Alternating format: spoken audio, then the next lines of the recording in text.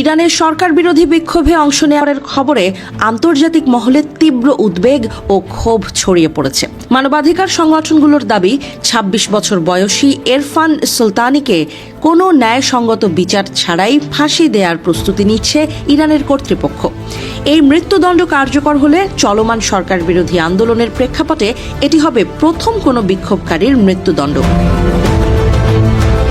Norway ভিত্তিক মানবাধিকার সংস্থা ইরান হিউম্যান রাইটস জানিয়েছে, সুলতানির পরিবারকে জানানো হয়েছে যে তাকে মৃত্যুদণ্ড দেওয়া হয়েছে এবং ১৪ জানুয়ারি এই সাজা কার্যকর করা হতে পারে।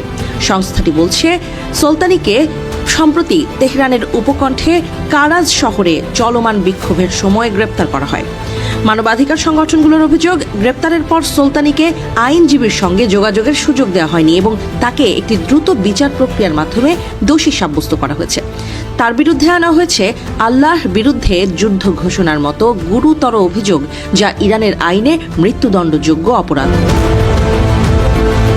IHR এর তথ্য অনুযায়ী চলমান বিক্ষোভে এখন পর্যন্ত অন্তত ৬৪৮ জন নিহত হয়েছেন, যাদের মধ্যে ৯ জন শিশু রয়েছে।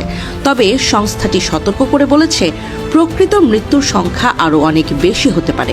কিছু বেসরকারি হিসাব অনুযায়ী নিহতের সংখ্যা ৬,০০০ ছাড়িয়ে যেতে পারে।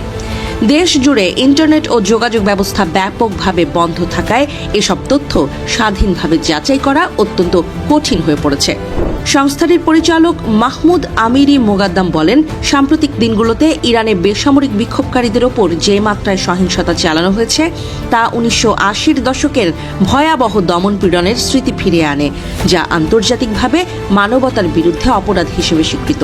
তিনি আরও বলেন, নিরীহ বিক্ষোভকারীদের গণহত্যা থেকে রক্ষা করা আন্তর্জাতিক সম্প্রদায়ের নৈতিক দায়িত্ব। এদিকে যুক্তরাষ্ট্রভিত্তিক আরেক মানবাধিকার সংগঠন national union for democracy in ইরানও সুলতানির মৃত্যুদণ্ড স্থগিতের আহ্বান জানিয়েছে। সামাজিক যোগাযোগ মাধ্যম এক্সে দেয়া এক বার্তায় সংগঠনটি লিখেছে, তার একমাত্র অপরাধ ইরানের জন্য স্বাধীনতার দাবি তোলা। অন্যদিকে ইরানের সরকার দাবি করছে তারা পরিস্থিতি নিয়ন্ত্রণে এনেছে।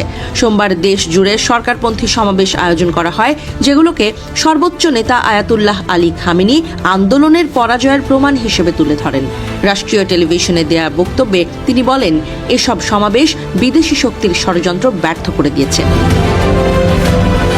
তেহরানের বিপ্লব চত্বরে আয়োজিত এক সমাবেশে পার্লামেন্ট স্পিকার মোহাম্মদ বাঘের গালিবাফ বলেন, ইরান বর্তমানে ৪টি ফ্রন্টে যুদ্ধের মুখোমুখি: অর্থনৈতিক, মনস্তাত্ত্বিক, সামরিক এবং তথাকথিত সন্ত্রাস বিরোধী যুদ্ধ। তিনি যুক্তরাষ্ট্র ও ইসরায়েলের বিরুদ্ধে কঠোর হুঁশিয়ারিও দেন। এই পরিস্থিতিতে মার্কিন প্রেসিডেন্ট ডোনাল্ড ট্রাম্প দাবি করেছেন, ইরান আলোচনায় বসতে আগ্রহী। তবে একই সঙ্গে হোয়াইট হাউস সূত্রের বরাতে জানা গেছে, যুক্তরাষ্ট্র ও তার মিত্ররা ইরানের বিরুদ্ধে সাইবার হামলা কিংবা সামরিক পদক্ষেপের বিষয়টিও বিবেচনায় রাখছে।